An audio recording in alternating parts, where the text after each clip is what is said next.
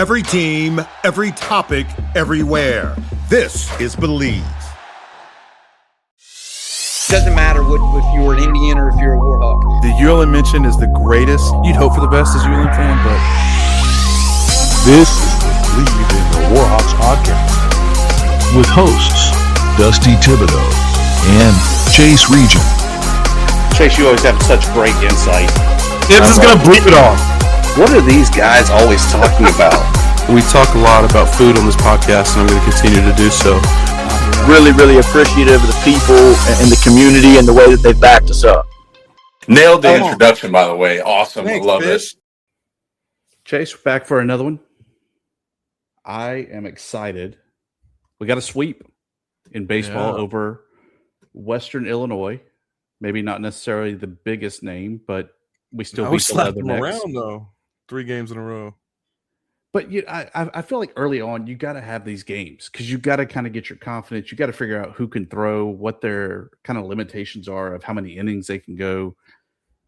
At the end of the day, you're still hitting some guy that you've never seen before, other than maybe some brief scouting. So you're getting those different looks to really get ready for the games that matter here in 2 weeks.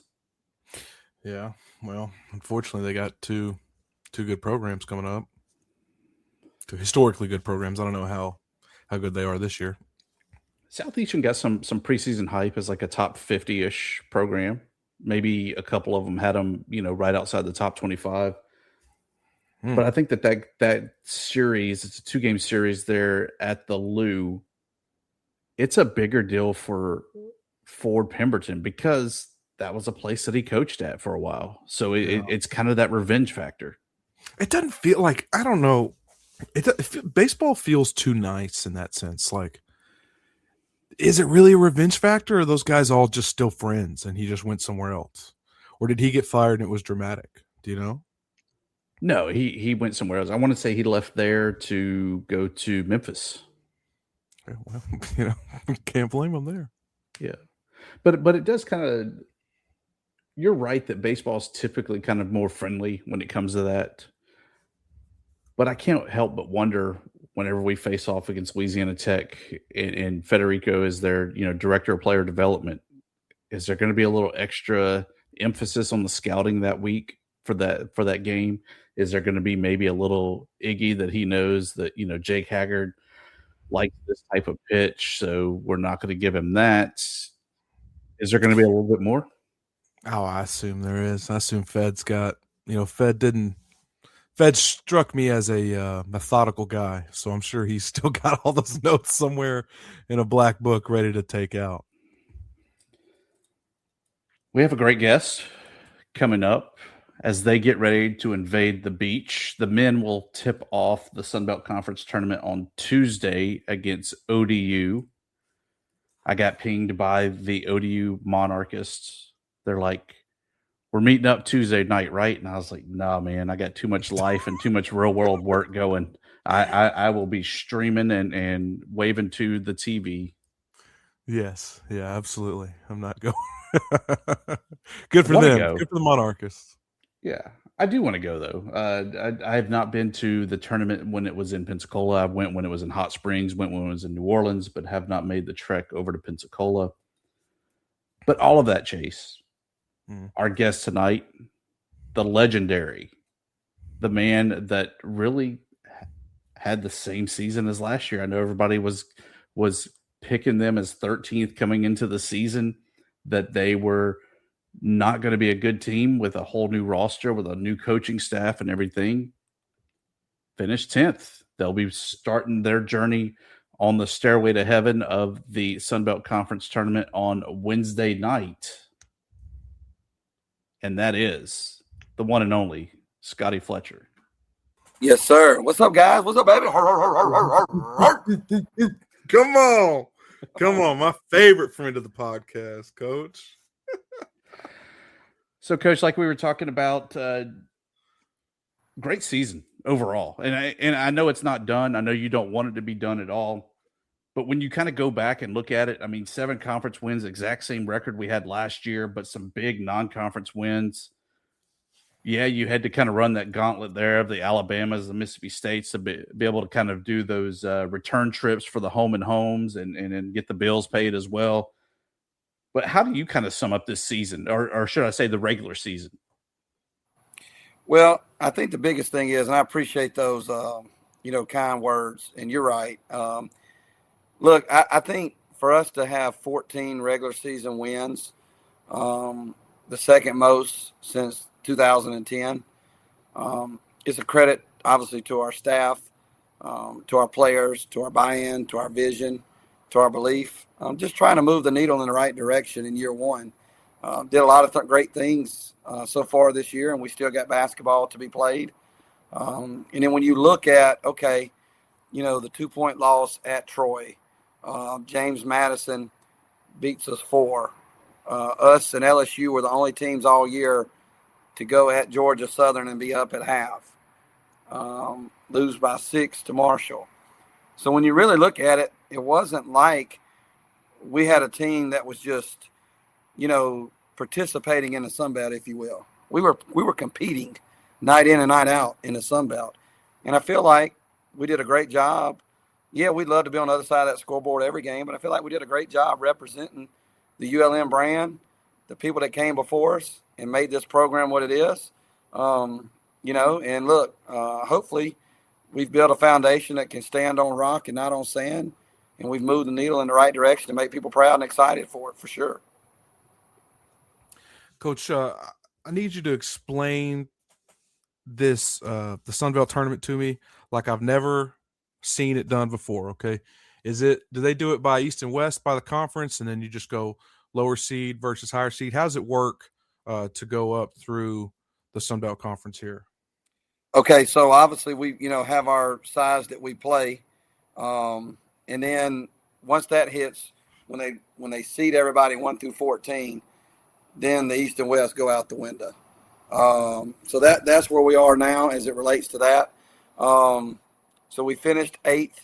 However, because of we did not play Coastal Carolina. Okay. Obviously that's the one team on the east side that we did not play. We split with Texas State, but being that Coastal Carolina had beaten Old Dominion, because they played them twice. We only played Old Dominion once, and that was after that ice storm. So for us to finish 8th, we got the 10th seed. So no different than if you had a share. I think a few years ago there was a few teams that were tied for first, but they got the 5th seed, right? So the tiebreakers fell down. So 14 teams, picked preseason, finished 13. Like you said, we finished 8th. So here we are, and like you said, we're gonna roll down to Pensacola, and we're gonna fly, take the Warhawks, but we're gonna fly down there, and we're gonna see what we can make happen. Coach, you look at that tournament, and it seems like if you're not one of the top 2 seeds, it's a gauntlet that you really got to be bringing your A game after game after game for a week straight. If you're one of the lower seeds there. How do you kind of approach that? Is this you got to reserve a little bit in the tank for tomorrow, or is it I'm just going to throw everything I got today and then we'll figure out tomorrow when it gets here? Yeah, I mean, you're right. Obviously, when you really look at it, it benefits you to finish in the top 6, especially the top 4. But I look at it as, man, you got 40 minutes. And, at the end of the day, I always say this, but, there's 5,280 feet in 1 mile. And every step's important. And to me, we got to go down there and we got to pretend like, this is going to sound crazy, but like coaches talk, we're in a 1-game tournament. You see what I'm saying? Like we're not in a 14-team tournament. We're in a 1-game tournament. And we only play one team each and every day. So, we'll play the winner of Georgia State and Lafayette. And that's who we're in the tournament with, right? And you can go from there. That's the only way you can look at these things. And to me, I think sometimes everybody looks at, well, we're on this side of the bracket or we're on that side of the bracket. Man, none of that matters because you're not playing any of those teams. You're only playing the team that's in front of you, and that's the most important. And it's no different than conference play when you say, okay, this week you're playing on Thursday, you got this team on Saturday, you got this team. Man, you got to get through Thursday first. And the goal every week is to go 2-0. But you can't get to 2 if you don't get 1. So in my mindset, it's simple. You're in a one-game tournament, and you got to win 1 game. And to me, I feel like that's a little bit easier for me to comprehend. I'm hoping it's a little bit easier for our players to comprehend because I ain't real smart. But I know if you got a 1-game tournament, you just focus on winning in that 1 game, and then you'll be in another 1-game tournament. Now, hopefully you'll run out of ones, but at least you're in a 1-game tournament. I really wish I had something to say. Speaking of you not being smart, let's talk about but I really don't. I want to know, last time we talked kind of, you gave us a preview of your team, the players on your team. Anybody surprise you this season? Anybody that you really were shocked by their play or maybe, pleasantly surprised of how they played this season? I think the fan favorite is Nakia Mays Prince. Obviously, when you look at what she's done at her size, they list her 5'4", but I think we'd have to put her on top. She'd have to stack herself on top of each other twice to get to 5 foot. So, when you look at her, she's a fan favorite. She's just really grown into a role. I think sometimes, coaches fit players and players fit coaches. I think we both complement each other. Our style of play really complements her. She complements our coaching style. Markavia Shavers, to me, has been an unbelievable post presence, not only for our team, but in this league, night in and night out.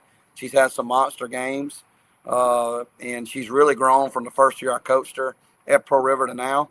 And I'm just really, really, really proud of her and just the growth that she's made. So I would say just for Nook being in the league for the first time this year, and obviously Nakia making the jump that she made for us statistically has been phenomenal. And now you got to hit the recruiting trail. What's kind of your approach for year 2 as you start trying to peek ahead? I mean, I don't want to cut the season short and wish you ill will in the tournament or anything like that. But that's got to be something that's always on your mind of, okay, this person's leaving. I think you celebrated 9 seniors on senior night. How do you start trying to formulate that plan and really start attacking rebuilding that roster? Well, obviously, we've identified a lot of kids that, we feel like fit us, and hopefully we fit them. The biggest thing, man, is to me, when you go through the league, so, obviously when I got the job, I knew, we signed some kids that had played in the Sun Belt or some leagues that were very similar. Well, this year, as it relates, Sun Belt women's basketball is the 6th toughest conference in women's basketball. I mean, you think about that. You got the 4 Power 4 conferences, the Big East, UConn, right? Then us. We jumped the A10. And so we're the 6th. We got 5 teams with a net that's under 100. We've been around 150 all year, which is phenomenal. There's 363 Division I teams in the country. So to be in that top half, if you will, even where we sit, in the things that we've accomplished, look, we've accomplished some good things this year. First win in program history on the road at App State. First time we'd ever beat them, 0-15. First time we'd ever beat Eastern Michigan. First win against Pine Bluff in school history. First win against Buffalo. Largest win in program history against some teams. Snapped a losing winning streak against Lamar at 5 games. App State 15, Texas State 2 games. First win over Louisiana Tech at home since 06. First 4-0 start since 84-85. That's the Final Four team. So you're saying, well, all right, Coach, why are you getting? We can use that in recruiting and say, and when you're trying to attract, to me, we got to have quality depth. And we got to say, okay, with the way our system and the way we're playing, going through the league, seeing how the teams that have won the league or finished ahead of us at the top and how we were in those games, we had to create a bigger margin of error because we didn't have that big margin of error in those games, and that's why we ended up on the wrong side of the scoreboard. So I just think we got to add a little bit more quality of depth in some places to allow our style of play to continue to be, obviously, impactful, if you will. Nobody does selling better than Shopify. Shopify is the home of the #1 checkout on the planet. And the not-so-secret secret, with Shop Pay that boosts conversions up to 50%, meaning way less carts go abandoned and way more sales going through. So if you're into growing your business, your commerce platform better be ready to sell wherever your customers are scrolling or strolling. On the web, in your store, in their feed, and everywhere in between. Businesses that sell more sell on Shopify. Upgrade your business and get the same checkout that Skims uses. Sign up for your $1 per month trial period for 3 months at shopify.com/Westwood1, all lowercase. Go to shopify.com/Westwood1 to upgrade your selling today. Shopify.com/Westwood1.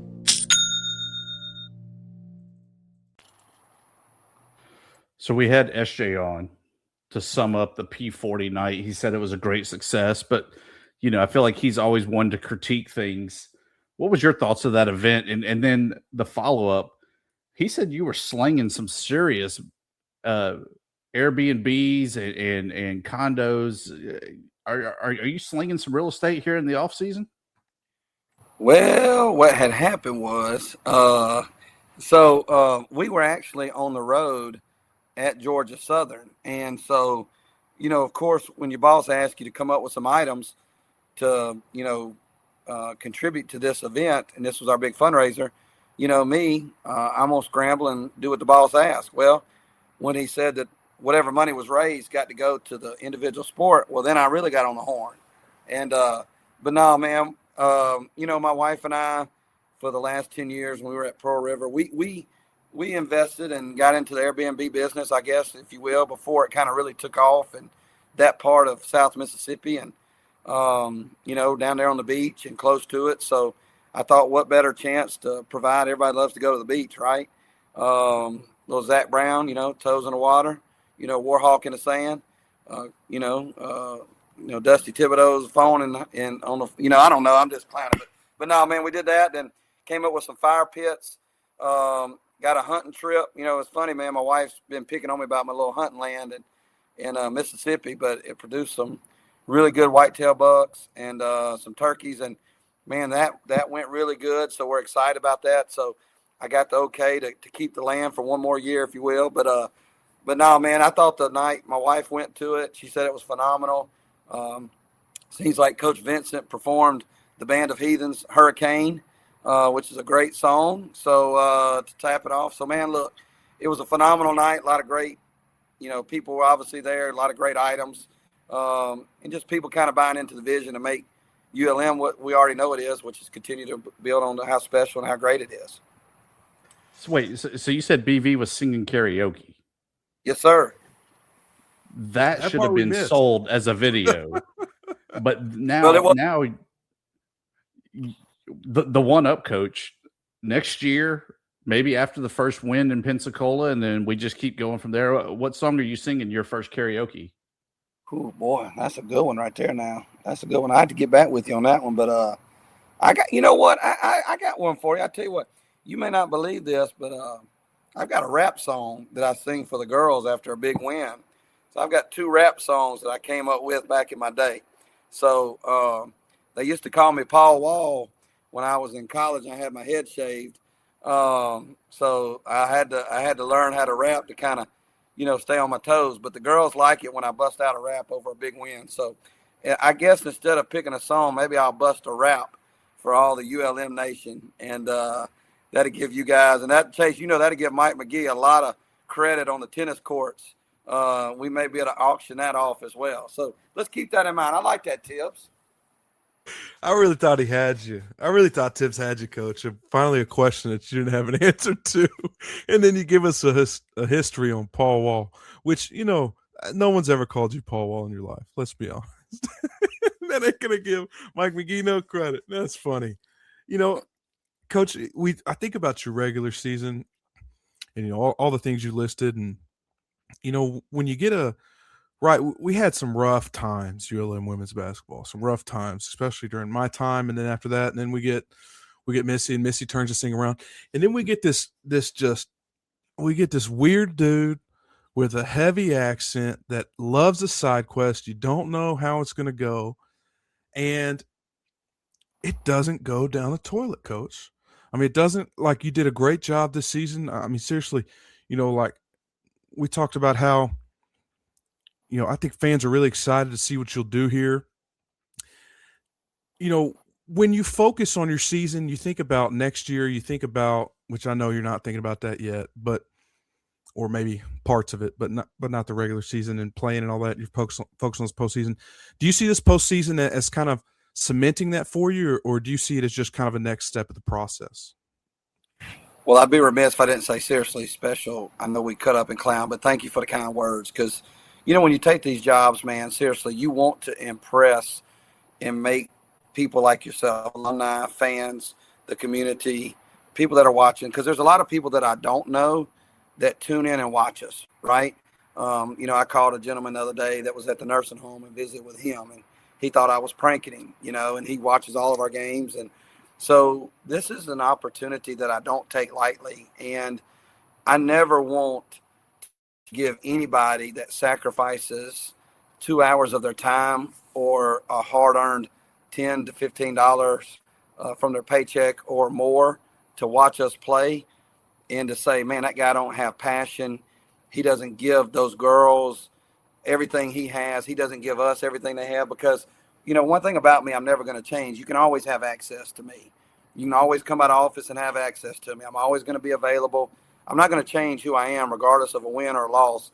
But what I am going to do is I'm going to fight like heck for the people that believed in me. And look, you're not going to please everybody, right? If I want to do that, I need to go sell ice cream, and I may still not get that right. But at the end of the day, I'm going to work every day to the best of my ability to make people like you guys proud and say, you know what? In this era too, right, in the NIL, in the portal, it is no hidden secret. We're the only women's basketball team in the league that doesn't have NIL this year, and I don't mind saying that. Like, I think if anything, that makes people stick their chest out and hold their head even higher that, we're not sitting here saying, well, if I had this, I would be able to do that. We're showing you can buck the trend, Now, of course, we're in a navigating space where you need opportunities, you will, because this generation is expecting that. That's been the biggest thing. But I told SJ this the other day, and y'all can laugh at my analogy, but now when you're sitting in these head coaches' seats, if you don't have an imagination and a creativity like Walt Disney, you're getting left behind. You got to be as creative as you can be in these positions, no different than Walt Disney. They fired him and said he didn't have no creativity, right? But now if you're waiting on other people to create, a vision for you and you're not creative when you're sitting in these chairs, to me, you're getting left behind and you're finishing last. So I think you got to be creative with your roster. I think you got to be creative with your staff. I think you got to be creative with your style of play. I think everything now is boiling down to creativity versus just being able to sit here and say, this provides this or this provides that. And at the end of the day, it's getting a team to believe and buy in, and our girls have done a phenomenal job of that. It is weird when you say it like that, but you're not the first one to do that. Richie Riley, the men's basketball coach at South Alabama, he doesn't do NIL. He says, I'll take you as a NAIA, a D3, D2. I'll give you a chance to play D1 ball, and then you can go off and get paid there somewhere else. I thought he was crazy when he kind of adopted that approach at South Alabama. But if you look at it, they've been pretty damn successful with it, Coach. And so as crazy as it sounds, it works. Yeah, no doubt. No doubt. And look, you got to think where I came from. I've always been able to get more done with less resources. You know what I'm saying? I mean, regardless of what resources are, everybody always puts a monetary value on resources, but I just think less people, less promotion, less opportunities, whatever the case may be. So I said it in my press conference. Some people want it to happen. Some people make it happen. My only regret so far is that we didn't finish the regular season with a winning record. You know what I'm saying? We finished at 14-15. My goal was to finish it with a winning record, 15-14. And yeah, we got games left to play, but if you said, man, what would be one of the biggest regrets is I wasn't able to get us across the finish line to be 15-14. And of course, we'd have loved to have more, but man, when you look at how close we were, I think it just shows we have built something hopefully, like I said, on rock that will last versus building something on sand. I've been overly amazed. I said this when I visited with you guys earlier, at how many junior college coaches want to help us and see us become successful as well. That doesn't change. And I just think now, because of what we've done in such a tough league, we've garnered respect. And there's other, kids out there that are, we've had some really good, you're going to laugh at me when I say this, we've had some really good players that have played Division I and they're in junior college, right, that have reached out to us and said, we want to come and be a part of what y'all are doing there. And these aren't bad players. Now, sometimes you get some emails, and they can't walk and, chew bubble gum at the same time. Seriously, guys, but we've had some really good Division I players that are playing junior college and have Division I offers that are saying, man, what y'all are doing there, we love the energy, we love the passion, we love y'all's style of play, we want to be a part of it. And it kind of blows your mind. I got a Power question. of the show right there, Chase. Power of the show. Power of Bleav in the Warhawks, that's what they're saying. Rap going, Chase. Coach, I got a question, and we don't have to keep it if you don't want to, but you strike me as somebody that's able to celebrate the wins in life. You know what I mean? Yes, sir. And I think I find myself really struggling. This is getting way deeper than a sports podcast, but I find myself struggling with that in life. How do you celebrate the wins? So that's my question to you. Do you have a philosophy on that? Is that just you think who you are, but how do you celebrate the wins? Well, I think each and every day I wake up with my personal story, my personal background, with losing both parents, burying them by age 17, bouncing around. I think this is winning, just waking up and being in a position of not quitting, not giving up, not letting my circumstances define me, using it as motivation versus an excuse. I'm 5'8" on a good day. I look like I played catcher or fullback. Nobody's ever looked at me and thought I played basketball. So to play basketball and be the first person in my family to graduate and go to college, but I'll tell you this, I do, and I tell our girls this, when I wake up every day, man, I want to be a blessing to somebody else. I'm not looking around to be blessed. I want to be a blessing to somebody else. And I've never felt bad when I bark or when I compliment someone else. And I tell our team that when you do the right thing versus trying to be right, you're always in a better mood. And I focus on always trying to do the right thing versus being right. Because to me, if you focus on trying to be right, you may not do the right thing. But if you do the right thing, you'll always be right. And I've used that so many times where I could, in this situation, I could say, okay, I'm right. And I may be right, but it's just the right thing to do.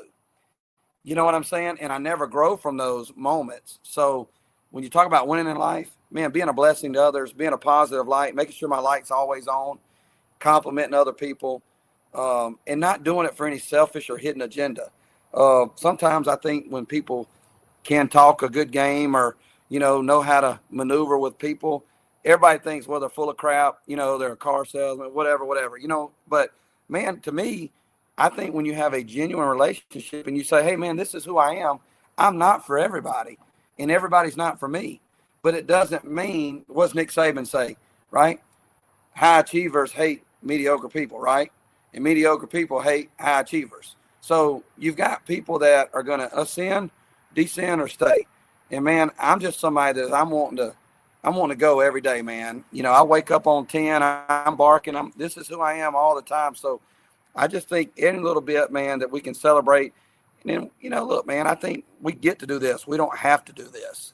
And I saw one time where Shaquille O'Neal missed some free throws and his daddy called and, obviously, about the drill sergeant. And he said, you too tough, too much pressure to make those free throws. And he says, I'll meet you in the morning. So he took him and set him up in his car, and they watched a homeless family come out up underneath the bridge. And he said, you think you got pressure to make a free throw? This guy's trying to provide the next meal for his family. That's real pressure. So I put things in perspective like that, if you will, and I'm a big motivational guy and watch a lot of motivational stuff. And I just think a positive attitude is a magnet for a positive result. Damn, that's why I love Scotty. Every time I talk to him. Yeah, I just felt like he could answer that question. You know what I mean, Tibbs? I just want to know, though, Coach, why on the sidelines, why do you carry some recipe cards with you everywhere you go? Well, we've only got about 273 plays, so I'm writing down our man on and sideline, out of bounds, and baseline, and late games, and of course I write down the officials' names so I can make them think that I know them. Like John knows Wayne, and that's pretty good. And but no, man, and look, I guess it's a common force. I heard something the other day I read, so I don't know if some of the stuff I hear or read is true or not, but they said if you chew bubble gum, it kind of calms you down, makes you think clear.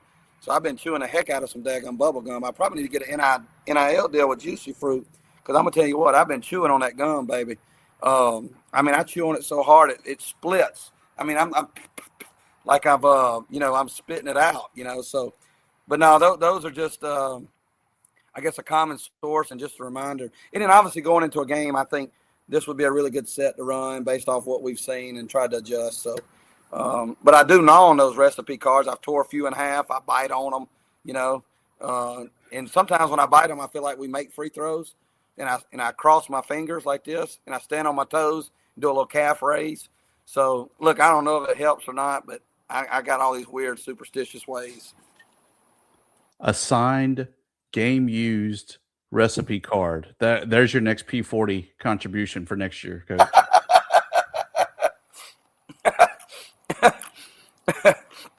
Oh, man. What about my rap? I'll just tease you with this. Next up, I Bleav it's me. Fletch Dog, light up this mic for the symphony. I'm going to stop right there, guys. That's my intro. I'm going to leave it right there. I'm going to leave it right there, baby. We'll send it to Athletics. Let them play that over the make sure to cut that, Tibbs. Send it over to Corey Crow. He'll press play. Coach, can't thank you enough for taking some time out of your busy night. Looking forward to watching you in Pensacola. Hopefully we're still watching you on Monday at 1:00 as you get ready to snatch that trophy from Commissioner Keith Gill. Well, I mean this. Thank you guys seriously for the love, support. It's been an amazing opportunity to get to know you guys both personally and professionally. Chase killed a big 11-point. I don't know if y'all put that on the podcast this year, but make sure you put that out there that he did kill that big 11-point. But no, man, I appreciate you guys. I love you guys. Y'all are awesome. Thank you for the opportunity to talk ULM women's basketball and just ULM in general. So praise the Lord. Go Warhawks, baby. Chase, it's always so much fun. We'll do it again soon. We'll see you soon. If you like the show, please take a moment to rate, review, and subscribe. It really does help the show to grow. Thank you for listening.